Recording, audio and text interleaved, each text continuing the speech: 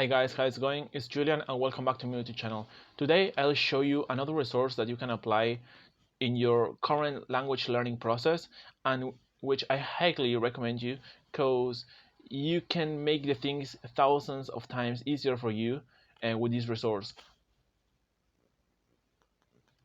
Basically, it's about a website which has a fuck again. So this resource is a website in which you can ask for words in which you're interested in, and you can find the meaning of that word in your target language, the language that you're learning. In this case, it's English, or well, it can be another language as well.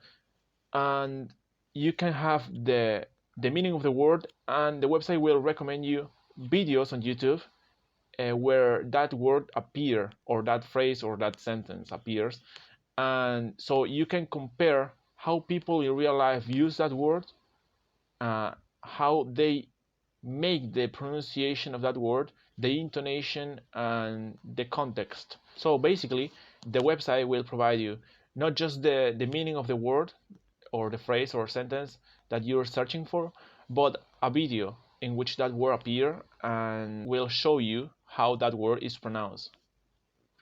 So you can practice the way it is pronounced and the intonation. And the good thing is that the website provide you not just the meaning and the YouTube video, but the whole translation about that video that contains that word that you search for. So at the same time, you will be able to read what the person in the video is saying and make shadowing with that lyrics and translation. And in that way, you can practice your voice, your intonation, and other stuff to improve your language skills. So you have the whole translation while the person in the video is speaking, and you can make shadowing. And another stuff that this website has, you can change the settings of the website to practice other languages as well. For example, if you want to learn Russian or Portuguese or Chinese, Vietnamese, and yeah, so it's pretty useful because you can at the same time practice not just the meaning of the word, but you're applying, making shadowing that specific word, and practice how you put emotions to those words and sentences that you're saying, which it is pretty important when we speak in real life, or for example when we want to make like a presentation, we want that the listeners pay attention to us. So it's pretty useful in that sense. So first in this video, I'll give you like a shot about I'll search for a word, for example the word hug. It's pretty random, I know, but I'll search for that word, and at the same time later of that I'll show you how you can apply shadowing to practice your intonation and how you put emotions in your words when you speak. Okay, basically I search for the word hug, and the website provides me like a video in which that word appear in context. So in this case, the video is called "How to Make Distress Your Friend," and later see how this word is pronounced in context, and we will be making shadowing of this video, which I really like it because I watched it like before, not now, like a couple of weeks ago, and I found it interesting. So I wanted to make a video about this, like because it's pretty interesting. It's like a TED talk. It's a old one, but it's pretty good. So the word is hug. Let's go ahead. Like I have the YouTube video here, and I'll show you how you can pronounce this word in context. Of course, it is in a sentence, so I'll start with the sentence first. The word was hug, and the context is because it's realized when you hug someone. That's basically, yeah, basically is that. It provides you like the video and the word. That's it. So now we will be making shadowing of this video. The video is called "How to Make Stress Your Friend." Okay, let's start now. 3, 2, 1. I have a confession to make. But first, But first, I want you to make a little confession to me. In the past year, I want you to just raise your hand if you've experienced relatively little stress. Anyone? Okay, people. Yeah. How about a moderate amount of stress? Who has experienced a lot of stress? But that is not my confession. My confession is this: I'm a health psychologist, and my mission is to help people be happier and healthier. But I fear that something I've been teaching for the last 10 years is doing more harm than good, and it has to do with stress. For years, I've been telling people stress makes you sick. It increases the risk of everything from the common cold to cardiovascular disease. Basically, I've turned stress into the enemy. But I've changed my mind about stress, and today I want to change yours. Let me start with a study that made me rethink my whole approach to stress. This study tracked about 30,000 adults in the United States for nine for 8 years, and they started by asking people, "How much stress have you experienced in the last year?" They also asked, "Do you believe that stress is harmful for your health?" And then they used public death records to find out who died. Okay, some bad news first. People who experienced a lot of stress in the previous year had a 43% increased risk of dying. But that was only true for the people who also believe that stress is harmful for your health. People who experienced a lot of stress but did not view stress as harmful were no more likely to die. In fact, they had the lowest risk of dying of any one of the study, including people who had relatively little stress. Now, the researchers estimated that over the 8 years they were tracking deaths, 182,000 Americans died prematurely, not from stress, but from the belief that stress is bad for you. That is over 20,000 deaths a year. Now, if that estimate is correct, that could make believing stress is bad for you the 15th largest cause of death in the United States last year, killing more people than skin cancer, HIV, AIDS, and homicide. You can see why this study freaked me out. Here I've been spending so much energy telling people stress is bad for your health. So this study got me wondering, can changing how you think about stress make you healthier? And here the science says yes. When you change your mind about stress, you can change your body's response to stress. Now to explain how this works, I want you all to pretend that you are participants in a study designed to stress you out. It's called the social stress test. You come into the laboratory and you're told you have to give a 5-minute improve to speech on your personal weaknesses to a panel of experts evaluators sitting right in front of you, and to make sure you feel the pressure, there are bright lights and a camera in your face, kind of like this. And the evaluators have been trained to give you discouraging nonverbal feedback. Time for part 2, a math test, and unbeknownst to you, the experimenter has been trained to harass you during it. Now we are going to all do this together. It's going to be fun. Okay, this part is kind of boring.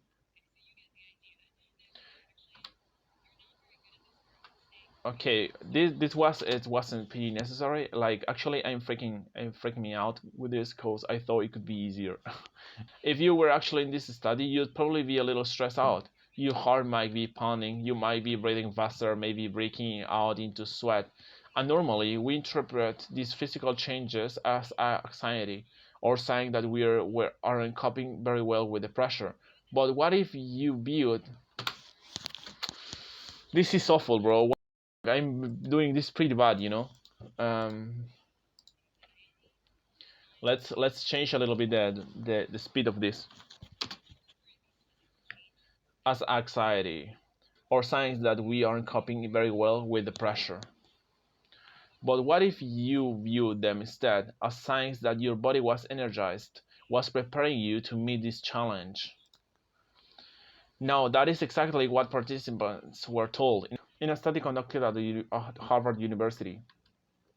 Before they went through the social stress test, they were taught to rethink their stress response as helpful. That pounding heart is preparing you for action. If you're breathing faster, it's not a problem, it's getting more oxygen to your brain. And participants who learned to view the stress response as helpful for their performance, well, they were less stressed out, less anxious, more confident. But the most fascinating finding to me was how their physical stress response changed. Now, in a typical stress response, your heart rate goes up and your blood vessels constrict like this. And this is one of the reasons that chronic stress disease is something associated chronic stress is something associated with cardiovascular disease. It's not really healthy to be in this state all the time. But in the study, when participants view their stress response as helpful, their blood vessels stayed relaxed like this. Their heart was still pounded, but this is a much healthier cardiovascular profile. It actually looks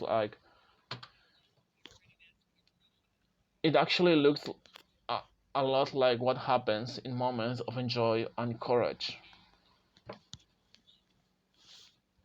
Over a lifetime of stressful experiences, this one biological change could be the difference between a stress-induced heart attack at age 50 and living well into your 90s.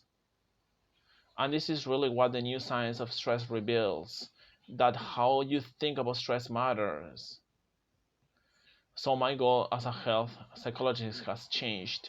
I no longer want to get rid of your stress, I want to make you better at stress. And we just did a little intervention. If you raise your hand and said you'd had a lot of stress in the last year, we could have saved your life, because hopefully the next time your heart is pounding for stress, you're going to remember this talk and you're going to think to yourself, this is my body help me rise to this challenge. And when you view stress in that way, your body believes you and your stress response becomes healthier. Now, I said I have over a decade of demonizing stress to redeem myself from. So we are going to do one more intervention. I want to tell you about one of the most underappreciated aspects of the stress response. And the idea is this: stress makes you social. To understand this side of stress, we need to talk about a hormone, oxytocin. And I know oxytocin has already gotten as much type as a hormone can get. As much, okay, I know oxytocin has already gotten as much hype as a hormone type can get. It even has its own cute it even has its own cute nickname, the cuddle hormone, because it's released when you hug someone. But this is a very small part of what oxytocin is involved in. Oxytocin is a neuron hormone. It fine-tunes your brain's social instincts. It primes you to do things that strengthen close relationships. Oxytocin makes you crave physical contact with your friends and family. It enhances your empathy. It even makes you more willing to help and support the people you care about. Some people have even suggested we should snort oxytocin, okay, to become more compassionate and caring. But here's what most people don't understand about oxytocin. It's a stress hormone. Your pituitary gland pumps this stuff out as part of the stress response. It's as much it's as much a part of your stress response as the adrenaline that makes your heart pound. And when oxytocin is released in the stress response, it is motivating you to seek support. Your biological stress response is nudging you to tell someone how you feel instead of bottling it up. Your stress response wants to make sure you notice when someone else in your life is struggling so that you can support each other. When life is difficult, your stress response wants you to be surrounded by people who care about you. Okay, so how is knowing this side of stress going to make you healthier? Well, oxytocin doesn't only act on your brain, it also acts on your body. And one of its main roles in your body is to protect your cardiovascular system from the effects of stress. It is a natural anti-inflammatory. It also helps your blood vessels stay relaxed during stress, but my favorite effect on the body is actually on the heart. Your heart has receptors for this hormone, and oxytocin helps heart cells regenerate and heal from any stress-induced damage. This stress hormone strengthens your health, your heart. And the cool thing is that all of these physical benefits of oxytocin are enhanced by social contact and social support. So when you reach out to others under stress, either to seek support or to help someone else, you release more of this hormone. Your stress response becomes healthier and you actually recover faster from stress. I find this amazing that your stress response has a built-in mechanism for stress resilience. And that mechanism is human connection. I want to finish by telling you about one more study. And listen up, because this study could also save a life. This study tracked about 1,000 adults in the United States, and they range in the age from 34 to 93. And they started the study by asking, how much stress have you experienced in the last year? They also asked, how much time have you spent helping out friends, neighbors, people in your community? And then they used public records for the next 5 years to find out who died. Okay, so the bad news first. For every major stressful life experience, like financial difficulties or family crisis, that increase the risk of dying by 30%. But, and I hope you're expecting a but by now, but that wasn't true for everyone. People who spent time caring for others showed absolutely no stress-related increase in dying. Zero. Caring created resilience. And so we see once again that the harmful effects of stress on your health are not inevitable. How you think and how you act can transform your experience of stress.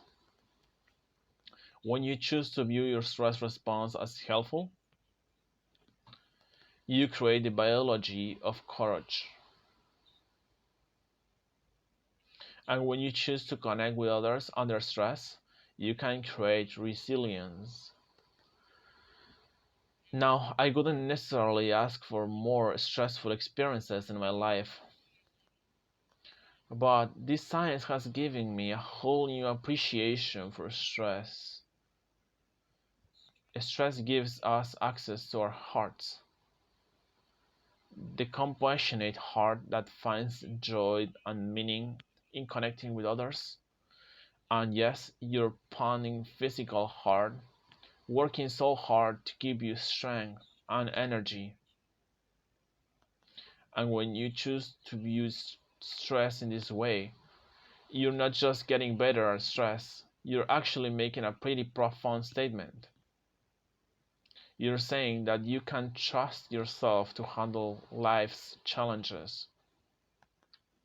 And you're remembering that you don't have to face them alone.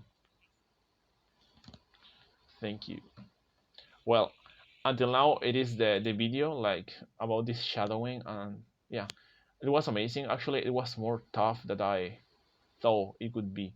I don't know why. Like I feel that I messed up many times, like during the speech, because the speakers spoke many pretty fast.